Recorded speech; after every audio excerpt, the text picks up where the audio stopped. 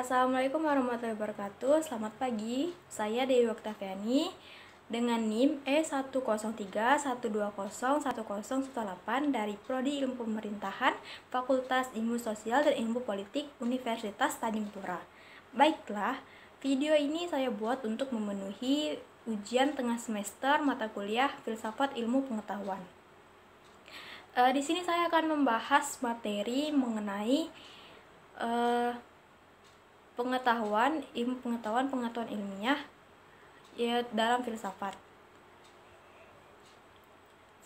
Sebelum saya menjelaskan materinya, saya akan menjelaskan pengertian dari pengetahuan, ilmu pengetahuan, dan pengetahuan ilmiah. Pengetahuan adalah sesuatu yang terjadi dalam diri manusia yang diperoleh dari hasil pencarian manusia itu sendiri. Yang kedua, ilmu pengetahuan. Ilmu pengetahuan adalah sesuatu yang dipelajari oleh manusia sehingga manusia tersebut mendapatkan pengetahuan untuk mengetahui atau membuktikan sebuah kebenaran. Dan yang ketiga yaitu pengetahuan ilmiah. Pengetahuan ilmiah merupakan kumpulan-kumpulan pengetahuan yang disusun berdasarkan metode ilmiah.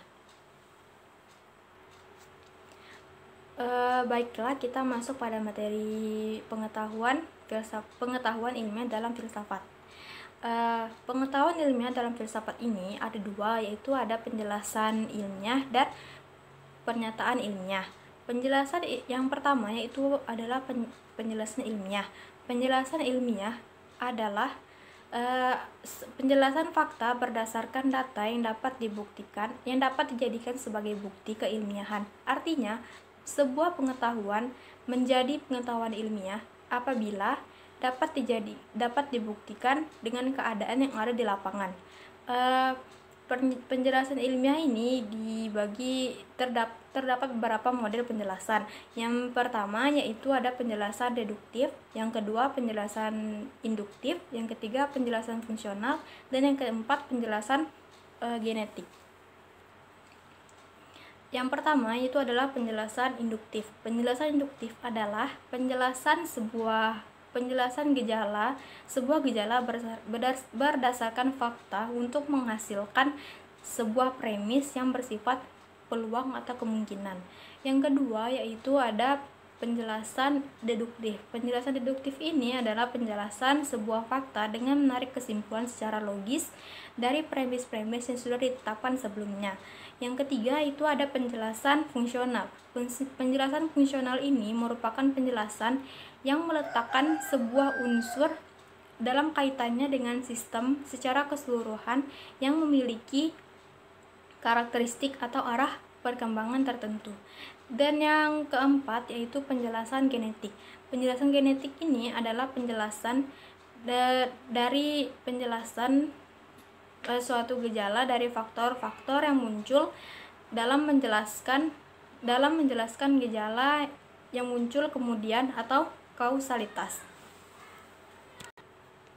Selanjutnya yaitu pernyataan ilmiah. Pernyataan ilmiah ini merupakan argumentasi untuk menyatakan suatu premis atau apa yang dianggap benar sebagai kesimpulan dan sebagai hasil dari penjelasan ilmiah. Pernyataan ilmiah ini dibagi menjadi beberapa konsep, yaitu ada postulat, asumsi, teori, prinsip, dan hukum.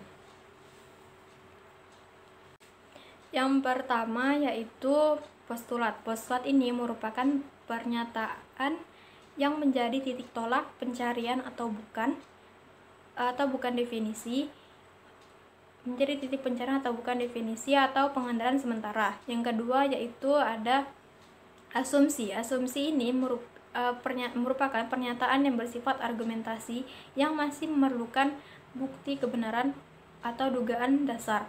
Yang ketiga itu ada teori. Teori ini merupakan pernyataan yang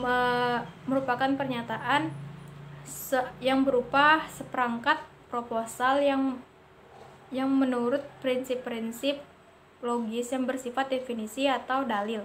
Yang keempat itu ada prinsip. Prinsip ini merupakan pernyataan secara secara menyeluruh atas sekelompok gejala tertentu, yang berlaku secara umum atas kelompok gejala tertentu untuk menjelaskan sebuah realitas. Yang kelima yaitu ada hukum. Hukum ini merupakan pernyataan yang menyatakan hubungan antara dua variabel atau lebih atau dalam hubungan sebab akibat atau kausalitas. Mungkin sekian penjelasan dari saya. Mohon maaf jika ada kesalahan kata dari saya. Saya ucapkan terima kasih. Wassalamualaikum warahmatullahi wabarakatuh. Selamat pagi.